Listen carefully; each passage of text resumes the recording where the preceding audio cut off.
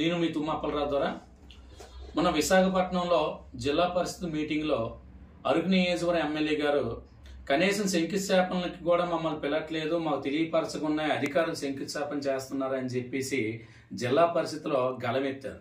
ఎవరిపైన? అధికారుల పైన. మరి మీ నియోజకవర్గం ప్రజలు అలాగే వైసీపీ నుంచి గెలిచిన ఎమ్మెల్యే నియోజకవర్గ ప్రజలందరూ కూడా ఇదే విధంగా గలమెత్తితే మీ పరిస్థితి ఒకసారి ఆలోచించాలి. ఎందుకు ఈ మాట చెప్తున్నానంటే, మీరు ప్రభుత్వం ఇచ్చిన జీతాలు తీసుకుంటున్నారు, ప్రభుత్వం ఇచ్చిన అలవెన్స్లు కానీ ప్రభుత్వం నుండి వస్తున్న అన్ని బెనిఫిట్స్ కూడా మీరు పొందుతూ ఈరోజు మీ నియోజకవర్గ ప్రజలు ఎవరైతే ఓటు వేసి మిమ్మల్ని గెలిపించారో ఆ నియోజకవర్గ ప్రజలు ఏ విధమైన ఇబ్బంది పడుతున్నారో అసెంబ్లీలోకి వెళ్ళి మాట్లాడి ఆ సమస్యలు మీరు గలమెత్తలేనప్పుడు మీరు అధికారులు ప్రశ్నించే హక్కు మీకు లేదని మేము భావిస్తున్నాం. మీకు ఒక విషయం చెప్పాలి, ఏదైతే మీ శిలాఫలకంలో ఆ పేరు ఉందో లేదో మీరు చూడండి. మీ శిలాఫలకంలో స్థానిక ఎమ్మెల్యే పేరు కానీ ప్రజాప్రతినిధులతో ఎవరైతే గెలిచారో ఆ పేర్లు లేనప్పుడు మీరు ప్రశ్నించాలి. మమ్మల్ని అధికారులు పిలట్లేదని చెప్పేసి ఒకరు పిలిచిన దానికే మీరు అసెంబ్లీలోకి వెళ్ళట్లేదు. మీరు అసెంబ్లీలోకి వెళ్ళట్లేదు కాబట్టి మీరు పిలిచినా రారేమో అని చెప్పేసి ఉద్దేశంతో ఆ మాత్రం అధికారులు అనుకోవచ్చు కదా, అధికారులు ఆ విధంగా పిల్లలేదు అనుకోవచ్చు కదా. ఒకళ్ళు అధికారులు మిమ్మల్ని పిలిచి కూడా పిల్లలేదని మీరు అక్కడ చెప్పొచ్చు కదా. కాబట్టి ఇప్పటికే మీరు చెప్తుంది ఏంటంటే, మీ 11 మంది ఎమ్మెల్యేలు ఎవరైతే ఉన్నారో అసెంబ్లీలోకి వెళ్ళి గ్యారంటీ ప్రజల సమస్యలు తెలియపరచండి.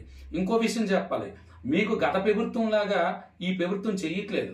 ఎందుకంటే ఇటు పాడేరు అవనియండి, ఇటు అరకు అవనియండి, ఈ 2 నియోజకవర్గాల్లో కూడా ప్రభుత్వం నుండి వచ్చే ప్రతిదీ కూడా ఇది ప్రతిపక్షంలో ఉన్న ఎమ్మెల్యేలను భావించలేదు. పవన్ కళ్యాణ్ గారే అనంతగిరి పర్యటన చేసేటప్పుడే క్లియర్గా అన్నారు, ఈ నియోజకవర్గం ప్రజల్లో ఓటు వేసారా ఓటు వేయాలని నేను చూడలేదు, ప్రజల అభివృద్ధి నాకు కావాలి, ప్రజల అభివృద్ధి కోసం నేను ఎంత దూరం వెళ్తాను, నేను ఏమాత్రం పార్టీలు అతీతంగా నా పని నేను చేసుకుని వెళ్తానని ఒక అధికార పార్టీ నాయకులు వచ్చి చెప్పారు.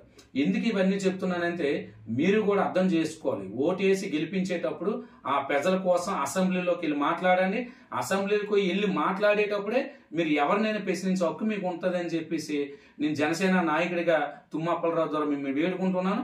ఏదైనా ఒకసారి మాట్లాడేటప్పుడు మనం ఏం తప్పు చేస్తామో అది తెలుసుకొని అది తప్పో రైటో ఆలోచించుకొని మాట్లాడితే బాగుంటుంది. అధికారుల మీద కస్సుబుస్సు అనిపోయిన గత ప్రభుత్వం కాదు ఇది. అధికారుల పైన కస్సుబుస్సు అవడం ఇది సక్రంగా నడుస్తున్న ప్రభుత్వం. కూటమి ప్రభుత్వంలో అధికారులకు ఒక గౌరవం ఉంది, అధికారులకు ఒక విలువ ఉంది. కాబట్టి అధికారులపై మాట్లాడే ముందు మీరు ఏం తప్పు చేశారో కూడా ఒకసారి ఆలోచించాలని చెప్పేసి మీ తుమ్మ అప్పలరాజు ద్వారా మిమ్మల్ని వేడుకుంటున్నాం. జై జనసేన, జై హింద్.